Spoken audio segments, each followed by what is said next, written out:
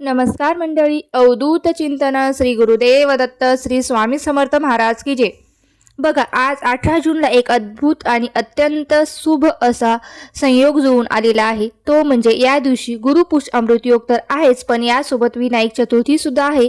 ह्या दोन्ही योगाचा महासंयोग तुम्हाला खूप मोठा लाभ देऊन जाणार आहे. त्यामुळे तुम्हाला काय करायचं आहे, तर या दिवसाचा लाभ कसा करून घ्यायचा आहे ते नीट ऐकून घ्या आणि समजून घ्या. बघा, वेदामध्ये पुष्प नक्षत्राला तिष्य म्हटलं जातं. तर पुष्प नक्षत्राचे देवता आहे स्वतः बृहस्पती म्हणजे देवगुरु आहेत. आणि पुष्प नक्षत्राला आपल्या 27 नक्षत्रांचा राजा असं सुद्धा म्हटलं गेलेलं आहे. नक्षत्राचा राजा जर आपल्या इष्ट देवतेचे म्हणजेच गुरुच्या घरी आला ना, तर तो अत्यंत प्रभावशाली आणि अत्यंत शक्तिशाली होतो. म्हणजेच पुष्प नक्षत्र जर गुरुवारी आले तर त्याचा प्रभाव हा खूप वाढत असतो. म्हणजेच हे सर्व नक्षत्र सर्व सिद्धी देणारे आहेत, सर्व कार्य यशस्वी करणारे आहेत. सिद्धी म्हणजे काय, तर तुम्ही जे काही हातात कार्य घ्याल त्यात 100% यश मिळते. तुमचे कोणतेही अडकलेले कार्य सुद्धा पूर्ण होऊ शकते, म्हणजे यश मिळते. आता नावावरूनच बघा ना, गुरु पुष्प अमृत.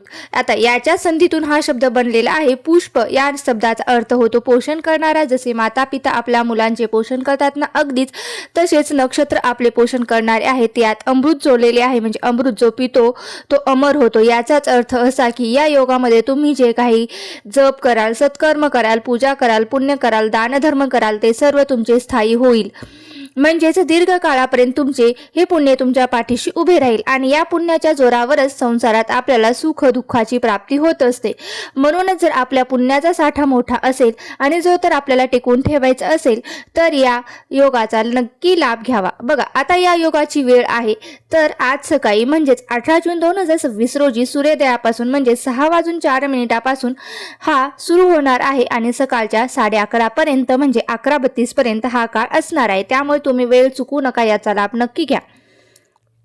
आता आपण गुरुपुष्य अमृत योगावर किंवा दिवसभरात तुम्हाला धनवृद्धीसाठी वडाच्या पानाचा उपाय करायचा आहे. यासाठी तुम्हाला कोणताही खर्च नाही, तसेच हा उपाय तुम्ही प्रभावी आहे यासाठी तितकाच सोपा देखील आहे. बघा, हा उपाय आपल्याला आपल्या घरातील आर्थिक समस्या दूर करण्यासाठी करायचा आहे. या उपायाने केल्याने आपल्याला धनलाभ तर होतोच. यामध्ये आपल्याला नक्की काय करायचं, ज्यांना आपल्या घरात किंवा व्यवसायात बरकत करायची असेल तर बघा, आपल्या घरामध्ये सतत पैशाची अडचणी येत असेल, पैसा येतो पण तो टिकत नाही.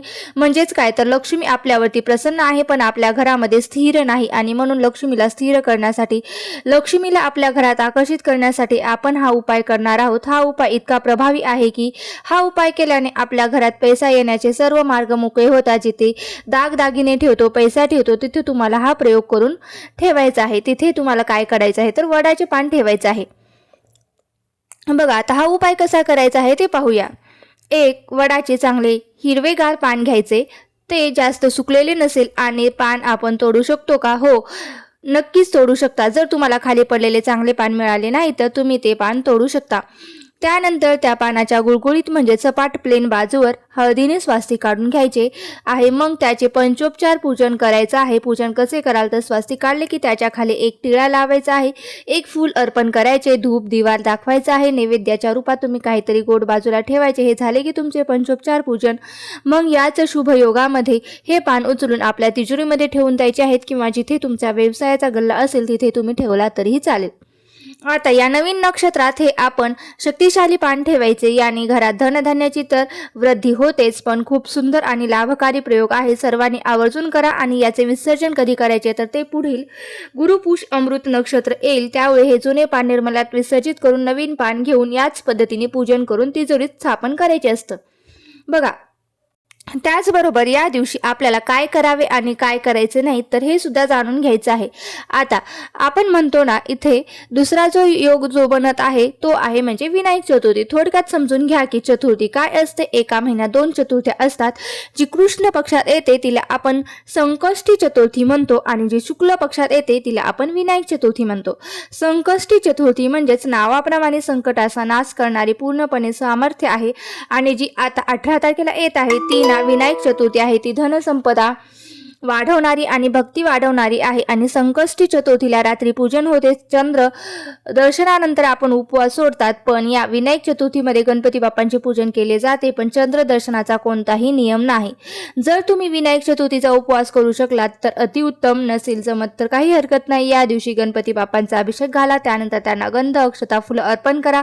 ओम गण गणपते नम या मंत्राचा जप करत दुर्वा अर्पण करा. आपल्याकडे दुर्वा असल्यास पाहिजे. दुर्वा वाहणे हा धनसंपदा वाढवण्याचा सर्वात मोठा उपाय आहे. दुर्वा वाहा, फुलं वाहा, धूप दिवा अगरबत्ती दाखवा, प्रसादासाठी मोदक किंवा लाडू ठेवा. तुमचे सुंदर असे पूजन झाले की तुमच्या हातून खूप मोठे कार्य होईल. आयुष्यातील मोठे मोठे विघ्न याने नाहीसे होतील.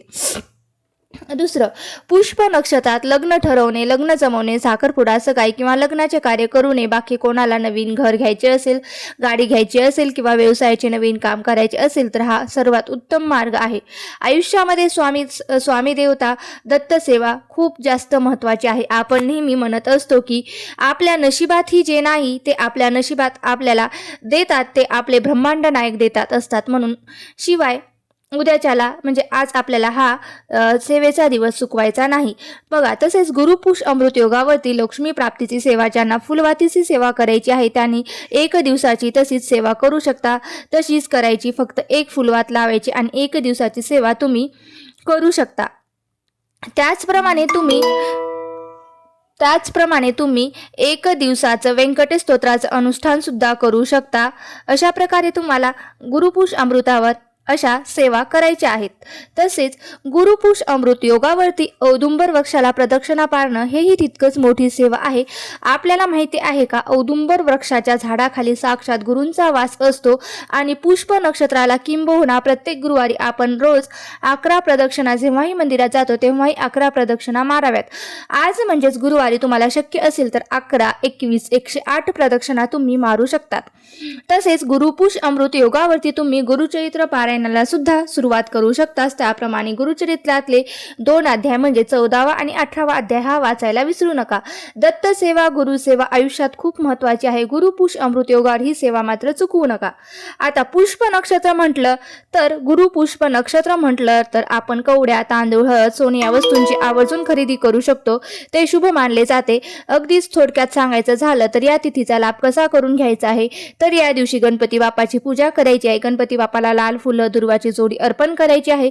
त्याचबरोबर माता महालक्ष्मीची पूजा करायची आहे आणि तुमचे जे कोणी सद्गुरू असतील त्या गुरूंची पूजा करायची आहे. कारण पुष्प नक्षत्रावर तुमचे गुरु आणि त्यांच्या मंत्राचा जप आणि त्यांचं दर्शन हे सुद्धा खूप शुभ मानलं जातं. तर ही महत्त्वपूर्ण माहिती कशी वाटली, माहिती आवडली असेल तर नक्की लाईक करा आणि तुमच्या मित्रपरिवारासोबत जास्तीत जास्त शेअर करा. हा व्हिडिओ कसा वाटला तेही सांगा आणि हा व्हिडिओ तुम्ही कुठून पाहताय तेही मला कमेंट बॉक्समध्ये सांगा आणि कमेंट बॉक्समध्ये ओम गण गणपते लिहायला विसरू नका. धन्यवाद. श्री स्वामी समर्थ. जय जय स्वामी समर्थ.